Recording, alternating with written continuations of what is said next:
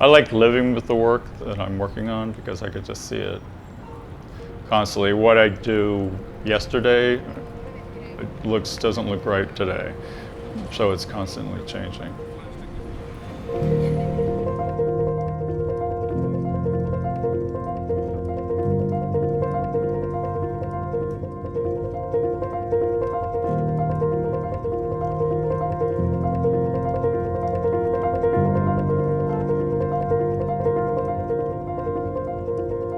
I'm Gary Trente.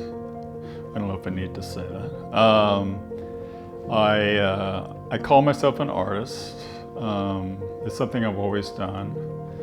I do a little acting on the side, but that's not really what I'm focused on, more focused on the art. But having said that, there's a lot of similarities between acting and painting or drawing. Grew up in Florida. I got my undergraduate in Atlanta. I got my graduate in New York. I think getting an art education is important. It certainly speeds up the process of your ability to make art and understand the materials that you're working with. Flip side of that, I also think that it hampers you some. Because I'm not like, oh, I am expressing myself on the canvas and using red, for emotion or blue or my feelings. Which I think says a lot more about me than it does the actual work. I've always drawn, even when I was like, I don't know, 6 maybe. It wasn't until the 3rd grade that I realized that I was possibly good at this. Because in 3rd grade we had the local museum women volunteers come in our class, and they set up different still lifes, and there was like the easy still life, and then there was the harder still life. So immediately they put me in the easy still life section. And there was like a couple of kids on the more complex still lifes. So anyway, so I was at the not so good table, and they saw how I was drawing, so they moved me over to the more complicated table. So at that point I was like, oh, I might be good at this. So that just kind of started it. You're in school, there's contests. There was different art fairs in Orlando, Florida that I attended. And I didn't really get serious about studying art. It was not until my 30s. I went to Atlanta College of Art to get a more academic training. Before that, I was doing very graphic, I forgot what his name was, Nigel, very 80s. And I used to do paintings of those. Which I thought were cool. But then when I went to Atlanta College of Art, you have to go through admissions or portfolio review. And the teachers took a look at that work and they were just kind of rolling their eyes. But they let me on anyway. I didn't learn the technical stuff, I learned how to think about art and the process of making it. I had this one professor who said, if you have a choice between eating and buying a tube of paint, and if you pick the tube of paint, then that means you're an artist. So then I went to New York, graduate school right after undergraduate, and I came up to New York City. The graduate program taught me all this technical stuff, composition, how to make paint, different types of paint, how to layer the oils, all very cast drawings, all very technical. And I went to the schools wanting to be classically painter and do renderings like the old masters. That was my intent when I went into graduate school. But by the time I was the end of my 1st year, I was just like, I don't want to do this. So I ended up starting to paint patterns and grids, repetition. I don't think I ever loosened up at all. At graduate school, doing the minimal geometric work in graduate school, you might say that that's me loosening up from the rigid figurative painting, but it's still controlled. Which I think a lot of my work's about, having control. I think a lot of people have this fear though, just in general, if you're worried or scared about losing control, because you might be embarrassed. So it's really difficult to break out of that, I think, for me.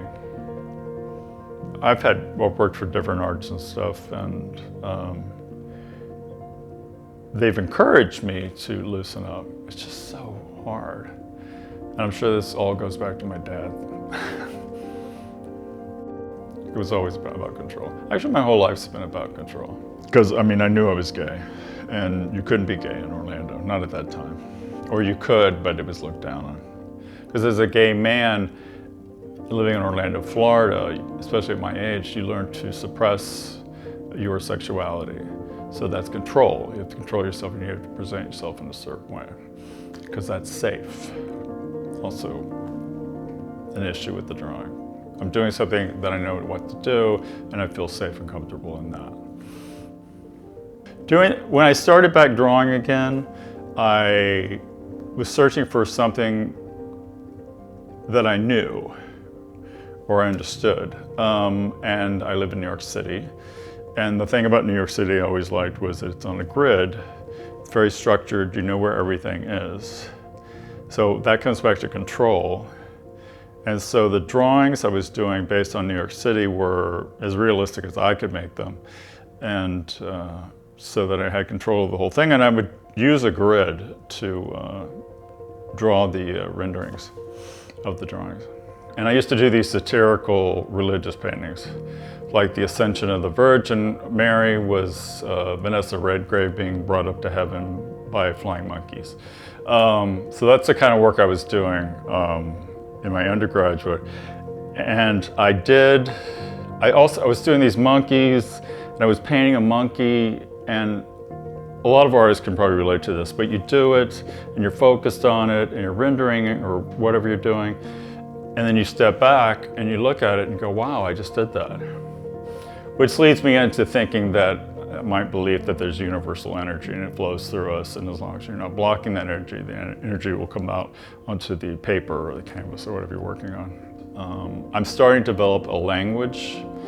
Certain elements of my drawing will be repeated throughout the process of doing this. I'm thinking about form, shapes, colors, composition.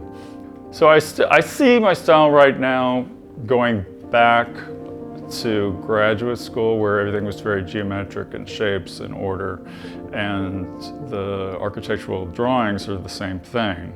I've gotten really tight and rigid in my structured thinking about how to approach a piece of work. Now at the point where I'm trying to move away from that, so now I'm going the opposite direction. I'm in the middle of it, so I don't know where that's going to land. I also think that's how an artist develops a style. Is you're focused on a subject or a technique, and you stay with that, and you keep developing that, and eventually, hopefully, you'd end up with your style that your work will be. But I think you have to go through a long process to get there. I don't think, this whole thing about art just coming out and throwing some paint on a canvas, without thinking about it, I just don't buy that. There's an area in some of my drawings that's abstract. There's areas that are very black and white, high contrast, and then there's some areas that are like a lighter gray. And then I'm doing my best to stick with kind of a one color statement, where I have been mixing a lot of colors, and I'm beginning to think that that's too confusing for the viewer. For me, the point of the whole of artwork is to make people think. Think about how the viewer is going to look at something, and so I want the work to show up on the surface, the paper, so that the viewer can look at it and go, oh, that's very detailed, or that was a lot of work. And even though I just said that, at the same time, I really like minimal work. The thing about minimal work, it's still a lot of work too. It's just so subtle that you don't really see the differences, which I think is probably a path I want to eventually get to. I think you have to make art because you just have to make it. Even though I took a long break from making art, you're always thinking about it. I make art because I've finally realized that it makes me a better person to do it. And that I think everyone should have some sort of passion in their life that fuels them and gets them going from day to day. I would really love to be in a museum. That's kind of like far away, I think. Maybe not, you don't know. But to have pieces in the museum were good. Again, back to Chuck Close, that was his goal always, was to be in museums. So everything he painted was large, because most museums like large paintings. So the end goal would be that. If I'm thinking really big. And if you're a young artist, you're just starting out, like copying is, pick an artist that you really like and learn how they did that drawing. And nothing's new. You can borrow from the other artists what they did. Because there's artists that, after Warhol, there were a bunch of artists that did similar work to Warhol. So there's nothing wrong with your starting point being the end of another artist's work. It's very individual. First off, you have to know why you're doing it. If you think you're going to be famous or make a lot of money, the odds are very much against you. So it's something you really love to do and you have to do. This goes for acting too, but do something every day. As small as it might be. Call a gallery, maybe do a little bit on a drawing, do some marketing, put their work out there for people to see.